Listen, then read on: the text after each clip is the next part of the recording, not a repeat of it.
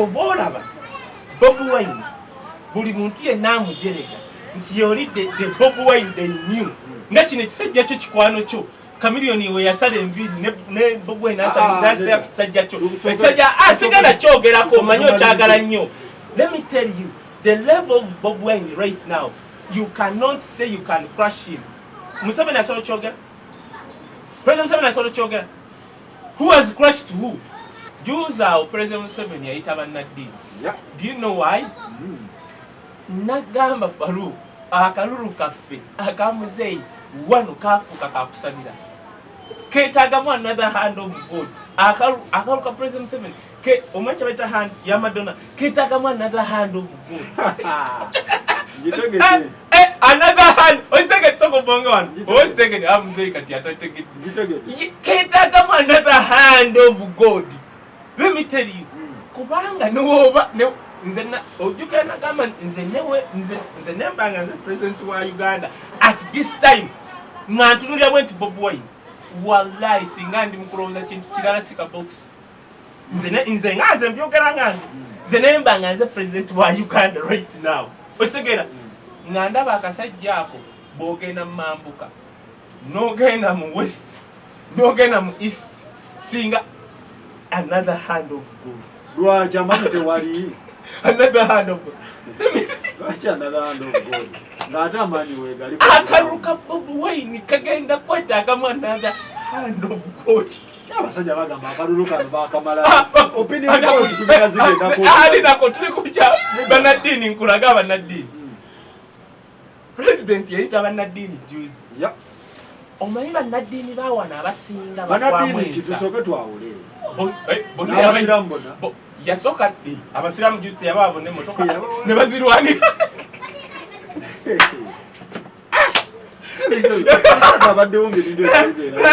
omusajja afuze President Museveni wayituka mugulu agenda gakatonda nkwebaza okumpa bina Uganda yange yayita bamaseeka buli motoka kati kitegeeza buli seeke yeddayo kwogera kigambo eki President Jew. Ne muzato wabereddewo ng'ekibuli ebintu tebiri. Kati kyenkugamba muzato obadde omuyitamu ebyo by'ekisiru. Muzato baali bakahono omugamba okulidinga gundi. Religious leader okulidinga campaign. Ne muzato naawe omumanyi. Muzato n'omuwa ssente yasigala ayogera byayogera. Kakati muzato kubanga taliiwo ne bayita bano buli gwalabye yakutte emmotoka bwati. Tasola kudda mukwogera abata kyategeera sobola golooza lwaki buzidde mu akyategeera katono nfuga ku perolo tobola abanno mikwano gyo bonna newe kiba kyabusiru bakidifendinga why they on perolo not wisdom no nteekanze ku perolo ya Museveni nsigala ekituufu nkyogera n'ekikyamu nsigala nkyogera era tutegeragana and President Museveni yakyakimanyi newaba muganda wakimanyi amanyi oleeta kayo wisdom wano n'omulaalo Gasiya yajja kwogera ekituufu n'ekikyamu era wetutambulira kati baseko segedde nga bawedde buli omu emmotoka ejeegi ne babirwanira namu kakati emmotoka baba wadde zaaki kuba tamale nayogerako nayo ngagamba zaaki emmotoka zaaki njagala tegeera omulimu omukulu bakuwadde campaign kati oba ofuuse mobilizer w'NRM indirectly bakuwadde kulya bagambye emmotoka egendera abantu bano beetaaga mmotoka beetaaga kutebe kuyamba bintu biyamba busiramu ani akulimbye obibawa mu campaign ani akulimbye mu campaign kati wano buli gwe bawadde emmotoka gw'omanye emmotoka esukka milioni 3 kati seeko oyo takyajjukira na Allah ali bwati Allah imani ajerabi togera mu bintu ya busiramu tugende maaso kati let me tell you kankubuulire buli seeka gwe bawadde emmotoka indirectly oba ofuuse NRM mobilizer taliyo seeka omusajja akuddidde akuwadde emmotoka ye esukka miliyoni ebyo ojja kuyimirira eringa muzigo osegedde ogenda kuyimirira ku katuuti awe wali imaani era at least n'oba obadde okuba nnyo gavumenti okimanyi nti at least osirika toddamu bakubye empiso mpiso tuli mu biseera wano bya covid tuli wongamba kutambuza bya ddiini abantu basaba bibiri basala bibiri kitegeeza tekikola nnyo kati buli mukulembeze okimanyi nti no waliyo abantu abamu abasobola okulonda President Museveni ng'alabye nti seeka we bamuwadde emmotoka namusanyuka kaka omusajja wa twade tumanyi nti naye yawadde sseeka waffe emmotoka akalulu kati akalulu kaffe osegedde kyemugamba kakati lwaki olowooza era neewuunyiza nnyo Archbishop Lwanga neŋŋamba Mukama Yesu Archbishop Lwanga alinga kyewalaba Gashumba luli weeyogera era nava ne mugakojja onsaasiri anti nagenda neŋŋamba nti Gashumba okwogera statement egyo yayogera nti nno okusosola baba bamuteeka ku nninga okitegera ekintu ekyo naye kakati naye kankubuulire Archbishop listen to me kati kankubuulire ekintu kati kankubuulire abasumba b'abalokole obalaba teri kuba abo bonna those are cowards ani asobola okuvaayo okwogera ekintu tolaba nti bagamba nti abasumba b'abalokole balaba bwe dakika tuga Mukama yaŋŋambye lwaki Mukama tagamba nga waliwo police brutality Mukama tayogera nga batta abantu nga waliwo okoso kubanga kati police brutality ne president yavaayo n'agamba waliyo ab'amagye abamu abakola ebyekisiru okitegedde era gavumenti nekkiriza nti egenda kuddirayo abantu nga 30 president yagamba 20 oba compensatinga kitegeeza waliwo obulagajjavu lw'abasecurity abamu kakati bapasita baffe abali wano ababalokole lwaki bo awo Mukama tayogera those are cowards people omuntu abaddewo munnaddiini ye Catholic Church ya Archbishop Lwanga yabaddewo oyo omusajja olowooza atya ebiduduma nkugambye obukatuliki is a nation of its own financially stable tebulina kyebweguzya kyekugamba kati ojja kusanga nga Archbishop Lwanga okuvaayo olaba Uganda Joint Christianism because bitya council eyo abakristaayo bonna kati eyo eba council nga si interreligious council timulimu abasiraamu eyo eba council y'abakristaayo bokka kakati olowooza lwaki yeye yazze banne tebazze Orthodox teyatuddewo owabalokole teyatuddewo yeye yatuddewo gwe babadde baagala okukola statement bali babadde tebabaagala bali babagonza ate oleeta abo abalokole baseeka babadde bakabawo emmotoka naye nze sisuubira nti sente si sente Lwanga tomuwa sente Lwanga bukatuliki tobuwa sente naye nze kiri nti kanaakalulu one kafudde abantu betwali tulowooza nti nno bategeera nnyo okwogera ebyekisiru ekyokubiri kati mu beddiini abadde asigadde nga mpagi muzibu ye Lwanga bannange nze njagala kugamba abantu njagala ogenda olonda akalulu naye sijja kulema kugamba nti bw'oba okyalimu akawogera President Museveni muwa akalulu omanyi bagamba mbeera ku sho zino simwogera tokimanyi nti ndiwa movement nze ne kadi yo ngimanyi naye kati banaye abantu bansobera tosobola kuŋŋamba nzije ndipendinga eddwaliro ly'ekawempe nga nkimanyi temulimu wadde fana kati nkole ntya really banaye nze ndimukkiriza kati ekyo nkyogere ntya kakati bakubye Faluuko oli musajja munnaddiini bagenze ne bakola tugenda kudda ku kyabannaddiini bagenze ne bakola akantu mu myaka babaze emyaka gya President Museveni ne babala enguudo zeyakakola ne sente zazikolesizza ne babala eza Uhuru yekka kilomita 820 ne sente zazo ekyo kidifendinga otya oli zakoze mu myaka 8 nayogeddeko ne veterani omu nagamba nti Nairobi yavaddanga eri expensive ng'ekula anti obali omusiru nalabye omusiru agamba mbwa ewaffe ettaka baliseera nnyo okusinga eKenya stupid po bweba tomanyi toyogera eKenya osanga munnakenya ng'alina kapuloti 3 oyo aba mugagga Uhuru balaze mu myaka 8 enguudo zakoze ne kilomita ne babala ezaffe muzeeyi wange zakoze gwenjagala ennyo mu myaka 35 nga tezankana za Uhuru kati Faluuku ekyo kidipendinga oti kati nange nabadde nkya kidipendinga ngambe nti Kenya economy eri waggulu yabadde alina obiko kati wuliriza kano naye bagenze okubala sente Uhuru zakosezza enguudo nga ntono okusinga ezaffe kati awo wali ekyo Faluuko oli munnaddiini ekyo kidipendinga oti okujjako gende wa mukwano gwagamba nti mutabuliki ye takyaswala ye ndowooza yasobola bidipendinga naye ebyo bidipendinga otya kyembiridde tubadde Nairobi amalwaliro gonna era tuddukira Nairobi anti kituufu atudde ku kyenguudo oŋŋamba otya nti mu America oli akoze oluguudo lwa kilomita emu n'alukozesa $1 million. America ettaka lyo liri expensive. E Uganda n'akola kilomita emu n'alukozesa $9 million. Ekyo kidepending on okimanyi nti oluguudo no procurement mu babbira ssente. Okimanyi oluguudo lwa Southern Bypass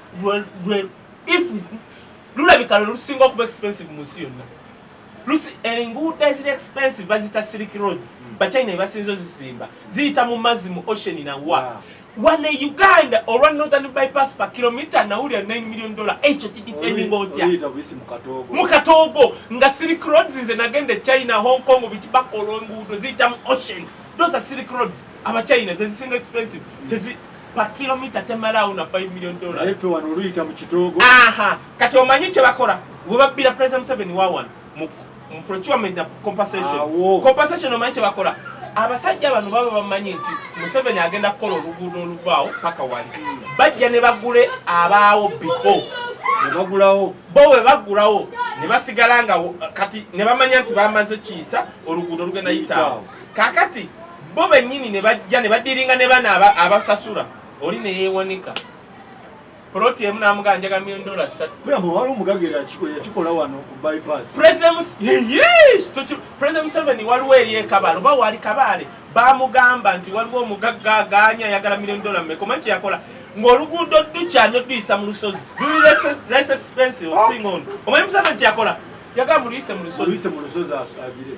President ekikyenkwagala bw'otookola ekyo Abannayuganda baba bagenda kukola ki otegedde kubanga tolinawo kidepending ekyogenda mu mikwano gye bali abatatwala naye nze nina credibility nowonoosiba nowonookola kinja kuvayo nga kyenjogera kyekyo because I'm still here.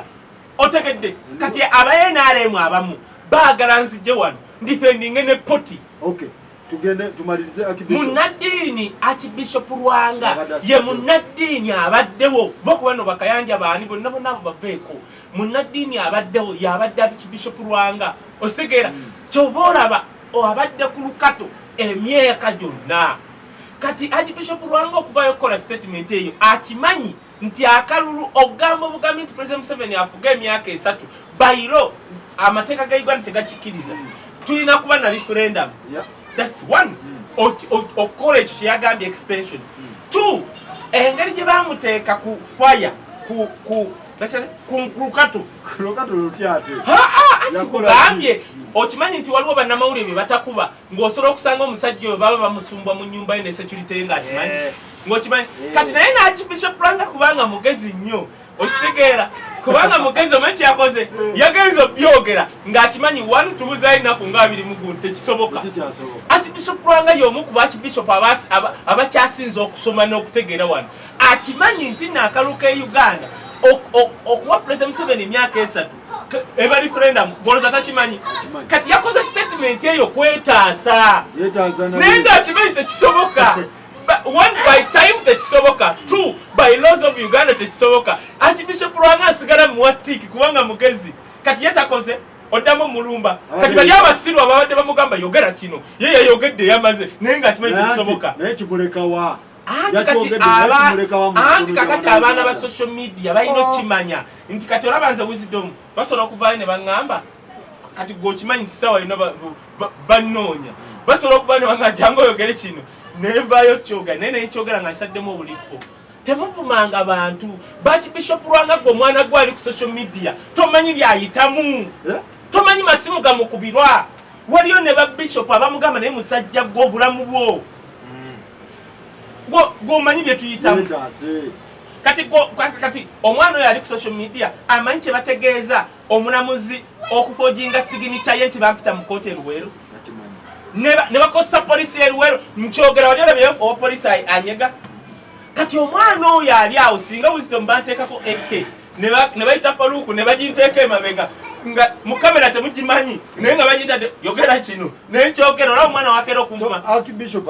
Archbishop alina byayitamu mujja bimanya nga okulonda kuwedde era temumuvuma Archbishop temumuvuma muleke Archbishop temumuvuma muleke alina byayitamu ku omwana ali ku social media byotosobola kuyitamu tebakumanyi mwebaza n'omwebaza lwansonga singa yakyogera ebbanga likyaliwo mwani muvumye naye akirese kyogera kati ng'amanyi wano tulina ennaku 20 tekisoboka abantu bagamba yalidde talina kyalya naawe oyo omusajja mugagga obumuyise bapasita babalokole nze ndi mulokole tokimanyi uliriza nze ndi mulokole tokimanyi nze ndi mulokole tokimanyi abasumba bange mbamanyi ebyo bibayita ne bawa agamomotoka n'ezo ssente naawe abo abasajja bakatu kankubule institution y'obukatuliki mu nsi yonna erina credibility give nako era nze kye neebaza oyo omusajja Archbishop nti emyaka gyonna asigadde ali strong kino mulina bantu mu abatulaba mulina okubala nti ono waayogera bw'ati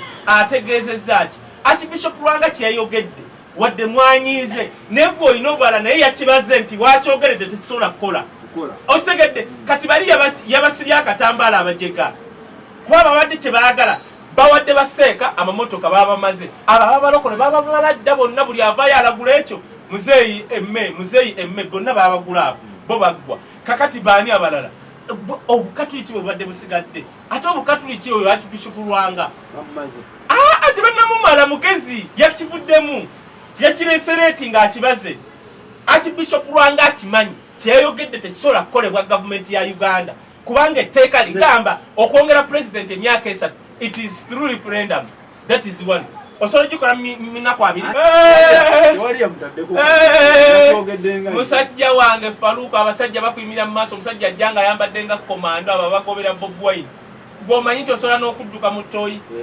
ng'obadde obalaba ku TV ng'akuyimiridde mu maaso Archbishop Lwanga mwenna abatulaba mumunenye kitono ffe tuli Uganda wano tuyita mu kufa Archbishop Lwanga mumunenye kitono ose abo abantu bonna bafranka Gashumba mbanenye kitono bafranka bayimiriddewo ku lw'omuntu wa bulijjo ani asobola okwogera ebyo bafranka bibogera abo abantu mbawagire buwagizi abo bafranka Gashumba abo batamala emirundi abo Archbishop Lwanga mubawagire bakaye wisdom bawagire buwagizi otherwise bw'onoddaawo nga gwe olina kubala okumanya Archbishop Lwanga yeetaaga enkoko yabaze ennaku nga ziweddeyo nga kyagenda okwogera singa yakyogera wabula emyezi 5 oba 6 awo twandimunenyezza kubanga kisoboka bano bano abantu bawaffe tebakyaswala baswaza buswaza otegeke kugamba mu myezi 6 basobola okuteekawo referendum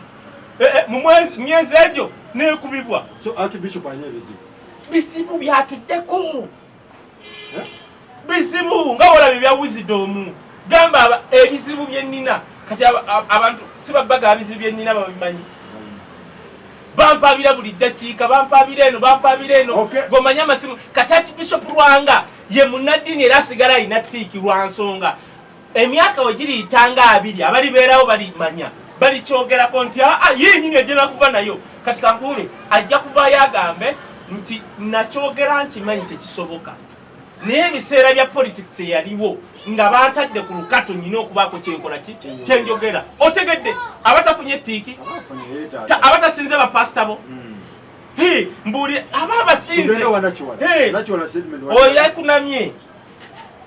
oyakunamye Nakiwala Nakiwala yayogedde statement egamba nti bannayuganda tebasobola kuwa Bob Wine kubanga muyaayi kwebayita okukunama Nakiwala omanyi namwogerako nga ndi ku NBS anikati ne bannumba ng'ayogedde nti president yawadde bapromota 6.6 billion ng'ate sente ezo nz'omu ku basayininga 6 billion nembuuza 0.6 evaawa otegedde kakati maama nkutidde Nakiwala yavaayo n'agamba bamuwe biliyoni 3 akirininga Kampala tewagenda kusigala mwana wa street n'ogu tokimanyi ne bamuwa biliyoni 3 abaana wa street tebaliiko abantu ba wano tebakyaswala baswaza buswaza eno campaign ya Bob Wine ekudde abantu etwali tulowooza nti no bategeera ne tubazuula nti nedda ne babogeza ebyekisiru you cannot come out Nakiwala n'ogamba kyobola bankugamba ebyo abantu Nakiwala bye boogera bireetera akaluka President Museveni okweveera okimanyi balemeddwa okuthinking actually nakiwala okwogera oba wandirese Isima kubanga Isima at least can argue Isima kan osobola okulaba Isima ng'ebintu bya bigasegase nga ajuwinze ng'okkiriza. You cannot wake up one day n'ogamba tetusobola kuwa muntu kubanga muyaga. Kati naawo maama nyabo nga tonnayogera omanyi kati omanyi bamutyambo mulungi nnyo simanya naawo nakiwala biliyoni 3 ez'aba street people President Museveni zeyakuwa ziruwa yakola abaana baluwa yagamba biliyoni 3 simanya home kanku omuntu yali agenda okukola home y'abavubuka yali Brian White eriwa simanyi wa sonde oba bityeyo yali Brian White ne bamukuba ebyenda byonna ne babimujjamu ettaka likyaliyo nakiwala we yajja kiki kye yali agambye bamuwa biliyoni 3 Brian White bamuwako budget simanyi tebamuwa nakiwala bamuwa biliyoni tobaziwulira simu abantu nenda bakunga bakwata abaana president yamuwa biliyoni 3 biliyoni 3 ziruwa before you say ntino Bobi Wine muyayi tetumuwa kalulu kati mbuuza Faluku bannayuganda bagezi mu kifo ky'okureasoninga ne Bobi Wine mukunama bukunami kati oyakunamye yegasse kwanite yagamba hamude highway to Koboko pu we nakiwala wakunamye bukomansi byonna ekkunamye okunamye let me tell you Bobi Wine if you can't reason shut the hell up if you can't reason him shut up ani muyaye gwe bakuwa biliyoni 3 President Museveni ojja abana ku street kakati ekyo tunenya President Museveni president akuwadde sente oba gye biringa biruwa omuntu asobola okwogera ku nsonga z'abavubuka e Brian White mwamukubaakubadda you people what are you on gwe kati nakiwala mayasi oyo omwana wange asobola okujja okwaniza abaminisita abanaka my kid cannot you are not reliable mu Buganda buli omu yenna akwekokkola gwe nakiwala sha wetunaba bagamba byoyogera bimisa President Museveni akalulu chokole niyo let me tell you biliyoni 3 ziriwa nakiwala biliyoni 3 president yakuwa okujja abaana ba street be watusuubiza obateeka mu kifo ekimu ziruwa nakiwala you are not credible 3 ziruwa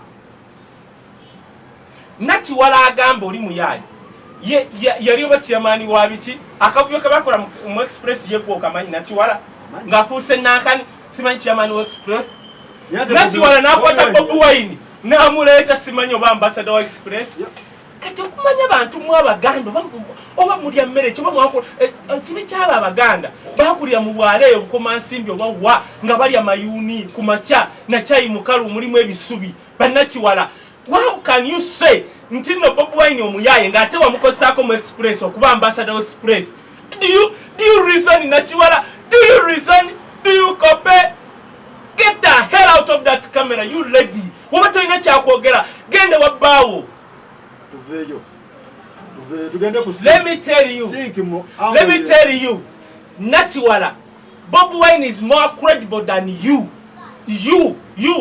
because Bobi Wine tabbangako President Museveni where is the 3 billion President Museveni gave you for street kid and I have a right to ask that money because it's a public fund second sente zaffe yatusuubiza 3 billion bwe bazimuwa abaana ku street bagenda kuba tebakola ki tebaliiko kakati kwebali nakisuubiza agenda bazimbira simanya center eruwa wonovayo giraga nja kuvaayo nenenye sente zaffe but Bobi Wine is more credible than nakiwala kiyingi more credible actually how can you call Bobi Wine muyayi yali akubye eki tubale byobye ne Bobi Wine byabye tubale byobba mu Buganda ne Bobi Wine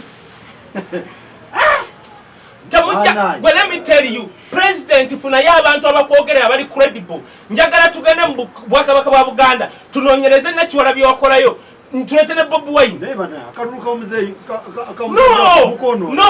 no ate Isima ayogere Isima jenga ayogere aba bantu baleme kwogera kati Faruku akalulu wansi katuleze ate obaayo obuma musajja nti muyayi. Who doesn't know the bust of Bob Wine? Bust ya Bob Wine tabbangako. Bust ye yanjaga. And his past made him. Otegedde? Bob Wine wali muwulidde nti bamuvunanye kubba. Siwulirangako. N'oba okyali awo owulira Mike Mukula. Kati gwe emirundi 2-3 oba kututte mu kkomera. Lwagabi lwa bino. Si kyekyo. Kati wembyogerako nalaba omuwala aŋŋamba oyogera ota ku Mike Mukula. Waliwo atamanyi bye Mike Mukula. Njagala omuntu omwagambe andeetere ti Bob Wine baali bamuvunaanyeeko obubbi and he was convicted. Naawe ndeete banno. Nachiwala, Bob Wine is more credible than you. You cannot speak. Okay. More credible. Ntuddeko naawe maaso ga president ku one table. Manyi bye wali okoze. Twakula wali ewaffe e Lubaga. Wali opposite Nambias. Madikasi eno side flat ya mama wange. Katongole yalinga atukuza keeki. Tete abo bantu abanaku abakulidde mu bunaku obuzibu. Kyobala basembera President Museveni bagenda musuula. Katongole yabudde nayo kati njagala Faruku wasoma. Okola ku TV eyakabi. Omanyi njogera bino ebintu abenaale ne bannumba. Katongole omukozi wa keeki ez'ebitaano 10 twagulanga za 10. Ovaayo otya n'ogamba bwoti. Ti Bob Wine tasobola kuba president kubanga singa abadde ayagala yandisose kuzimba ghettos najja neyesimba kwa president. Neewuunyo oyo omusajja n'amaze okutegeera Katongole si muyindi. Musingo simanyi bati basinga si muyindi. Taliyo muyindi asobola kwogera ekyo. Abayindi abali obutungulu abali ennyama abali obulungi kati oyo musinga no wonder yali kula atuguza keeki. Katongole wakula otuguza keeki za 10 ewa bakuli. So you cannot even sirabanga muntu muyindi who can't understand like Cindy. No Uhuru tasobola kyogera. Uhuru asobola kyogera. Uhuru is a chairman wa Kampala. Uhuru wetulya muchere gwe. Uhuru ye Uhuru Nsubuga. Gwe Katongole katika let me tell you. Ekyo Katongole manyi kyeyogedde kyukuba President Museveni. Bob Wine ne President Museveni yani yali supposed okuzimba ghetto. Mbuuza. Bob Wine ne Museveni? Bob Wine talina budget. Thank you. Olaba kali naawe okitegedde. Kubanga president yaba ne budget. Let me tell you. Uhuru e Kenya yaddira yagenda musika gyakola oluguudo 4 lanes eno ne 4 lanes eno. Naddira ghetto yaayo n'asasula buli muntu tali n'ogu yavaawa complaininga.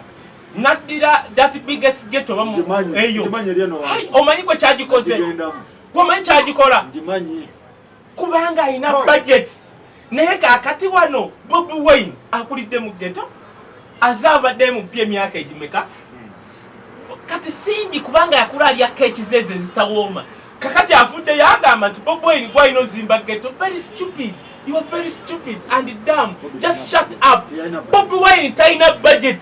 Ebyo bikuba kalulu ka muzeyi wange kubanga omuntu ategeera wakulaba nga oyambadde t-shirt ya yellow n'oyogera nti Bobi Wine okwesimbawo yanisose zimba ghetto akubuuza kati ate olwo president akubuuza emyaka 35 alina ne budget. Papapapalala nganzo ntekamu nze neewuunya aba movement bidomola byennyini bidomola kati gwe Katongole oli bidomola tolina muyindi oli musinga tali muyindi ategeera asobola kwogera kya Singi kyayogedde. Ebyo bye mwogera Singi bisuula akalulu ka President Museveni mwongera bukyayi mu bantu mwongera busungu mu bantu. You cannot what neewuunya ne bana basajja bamulya mmere ki no kati oyo ye deputy mbu wa deputy treasurer we NRM Katongole kati laba oyo kati president ng'okwasa oyo musajja sente entegeera eyo obwo busajja businga tebutegeera obwo Katongole kasinga nowanda bakakuba n'akalulu kaliwo bakakuba n'akalulu nazisobola nakuwa kasajja ako mpamu tindyebwa bati kamyamanyi bati okuwa Katongole mpatindyebwa patindyebwa odira otya oyogera ekigambo oyongera busungu ku bannayuganda. Bobi Wine talina budget He has never been a president, neither minister. Ne minister yennyini taba na budget okujjako urban planning. Asobola okugamba nti ghetto y'e Kamwokya tugizimbe. Singa Bobi Wine yali minister wa urban planning, twandimunenyeza naye aba urban planning, waliwo urban planning lady we Kampala yalina diploma mu bisolo. Naye ng'ekifo kyetaaga omuntu wa masters. Laba yo, ebyo bye ŋŋamba omusajja wo n'anyiiga. Urban planner wa Kesisi omukyala. Bamuteekawo ng'alina diploma mu bisolo. Naye ng'ekifo kiri nti alina otuulaawo, alina kuba wa masters. Naye ng'amuddira ye wa masters. Ne munaye bannanyini buyinza. Tugende ku opinion poll. Naye tuzadde Katongole. Katongole musinga si muyindi. Sudiru tasobola kwogera bw'atyo. Uhuru tasobola kwogera bw'atyo. No wonder Katongole Singi akaluka akulema akerubaga, and you never be, even at your best day, MP wa Rubaga, you will never do. Gwe musinga ngoyogera ebyekisiru, you will never be. Ganda mu kekize ekikumi. Era mu okwebaza bannayuganda bonna abawagira wisdom ab'Ebulaaya mwenna. Mama wange awe UK, Olivia omukyala yagenda okugula ettaka ly'ekikyusa abeerawo mu America.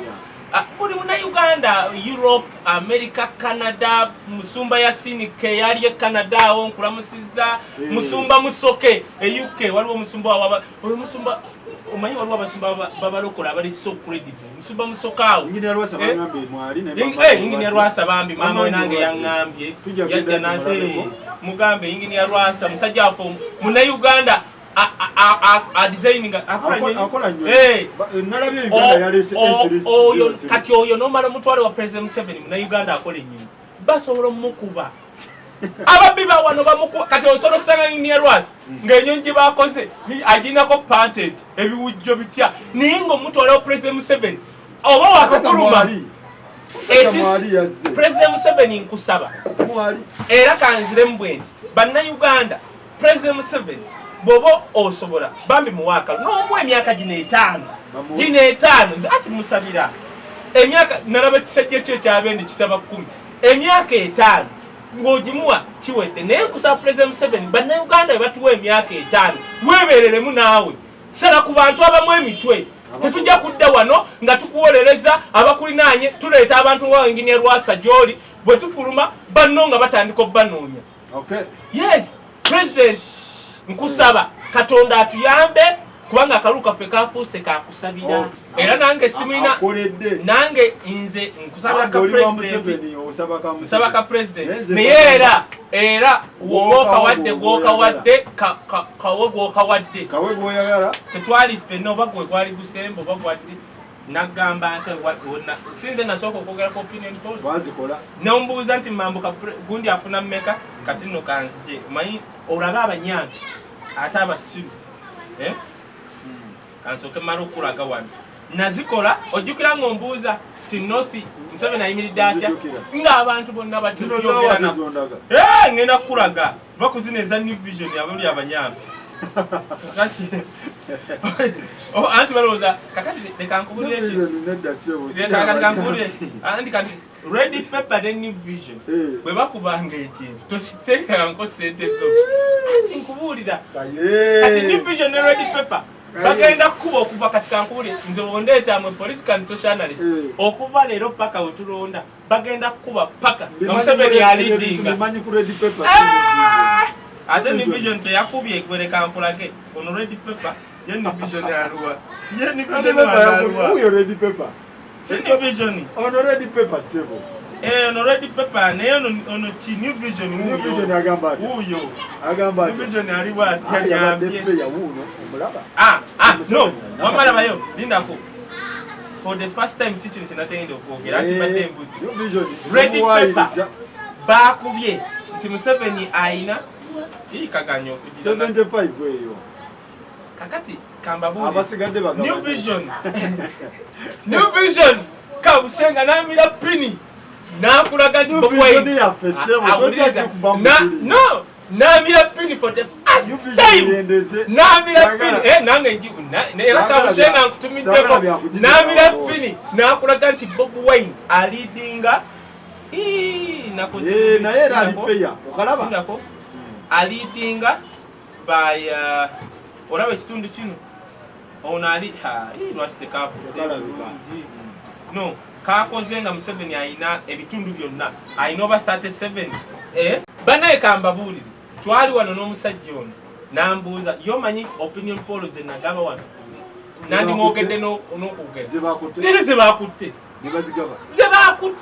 kati kayebuzidde omu is incredible nagamba nti mu northern region wondeetera omuntu yenna agamba nti President Museveni asingayo muwaseni nemba katino kankubulire New Vision yakoze ekitabangawo yakulaze nti President Museveni alina oba 27 point bitya akasajja kali mu 60 plus the whole ng'ogikase naye ate yakulaze nti northern region akasajja kali mu 80. What did I say? Yes.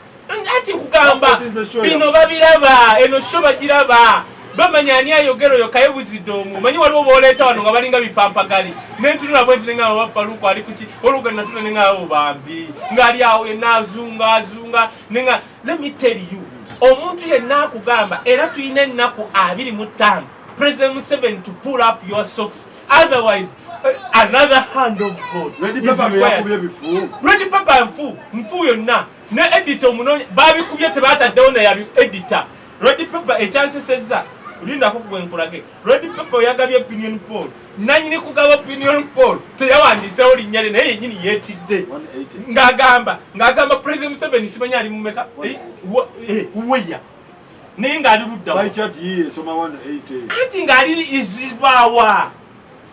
zibawa omusajja akulaze abasigadde bagabane bakatunga anti basiru ready paper kyemanyi okuba emanyi kuba buwala buli mu gundi mpale bine byamagezi tebisobola weya katika nkubulye New Vision yakulaze nti President Museveni mu Western ali ku 48 no ali ku 52 Bobi Wine yalaze ali ku 52 Bobi Wine ali ku 40 oba 40 bamwadde 40 Western region olaba nti Bobi Wine asinga ne batumukunde singa what did I say nagamba we twasemba wano abantu bajja kuddayo balabe program eyo nagamba Bobi Wine mu north yonna region wogigata aina 82 wabula wodira Nile ani West Nile ali mu 90 kati bano bagase region nga we nakyogera 82 gye bamwadde ya northern bakotinzenze mu eastern nabagamba 70 because gye bamwadde ate mu central Bobi Wine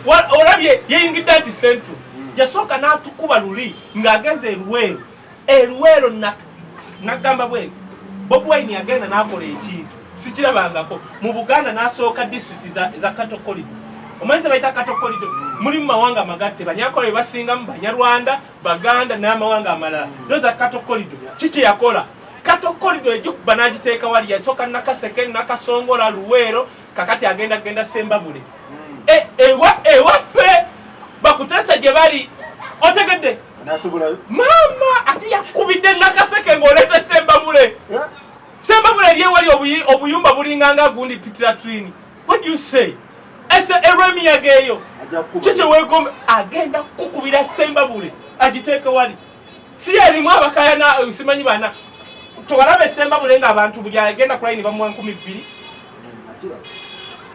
nkiddamu n'abatulaba si buli munyankole gwolaba nti ali bulungi that is one si buli munyankole nti afunye mu government eno si buli munyankole nti afunye ebyobwere otherwise ba wisdom twandibadde tetutuyanira wano twekoledde ne famire zaffe zeekoledde ewogye waffe erwengo n'ente esembayo n'amato gatambuza gagwa ne bbeeyi no one is helping us anti yes banaku bazibu twalabye nalabye akantu akamu nga balaga okumanya Bobi Wine yagenze wano omanyi kye bayita Kiruhura ne kazo eringa ino kazo let me tell you something Bobi Wine yagenze kazo muzeyi gyalina emaka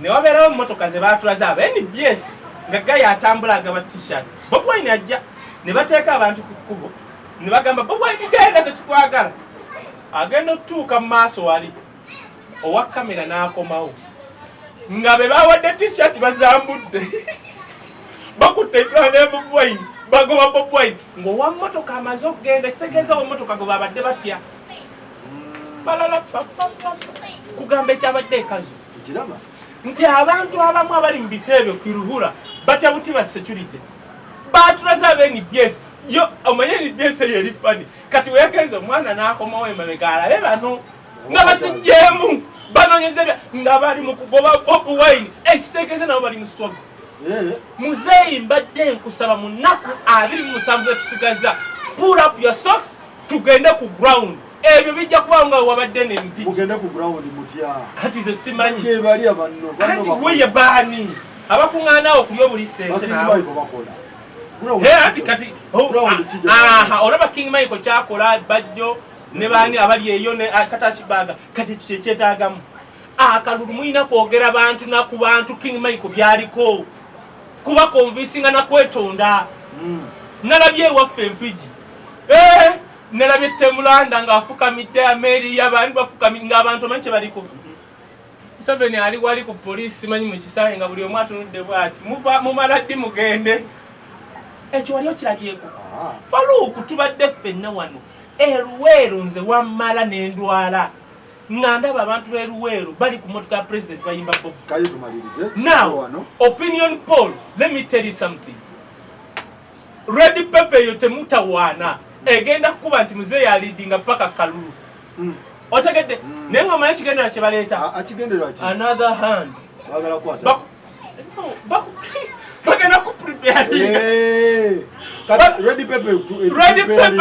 preparinga omanyi kankubulira abasajja kye bakola akulaga kati omanyi akalulu gye bajja esooka okubala ka west bakulaga muzeeyi ng'ali mu 9 Red Pepper eri ku campaign ya to Red Pepper eri mu campaign ya back preparing this vote is another hand of God Red Pepper ever pushing no olaba new vision eya government kuba nekulaga nti Bobi Wine is in 70 akali akalulu what did I say siba mutima baba era kabushikati abakabushenga bayina ebifo mu Uganda obusi byo muti kubanga ku ground kankubule nze wenzijja ku channel one nenga new vision yakubye sibiti bitu kankubule ekintu kimu President Museveni ja leading is one region ate katono is western Bobi Wine amusinga ko katono oyo musajja yayogedde n'olunya Rwanda nze gwe omanyi nti Bobi Wine preparation Red Pepper preparing abantu for another hand of God. Hand of God is a form of vega. Can Red Pepper? Egenda kuba buli week kati gwasoma Red Pepper ekera ogisomo inako.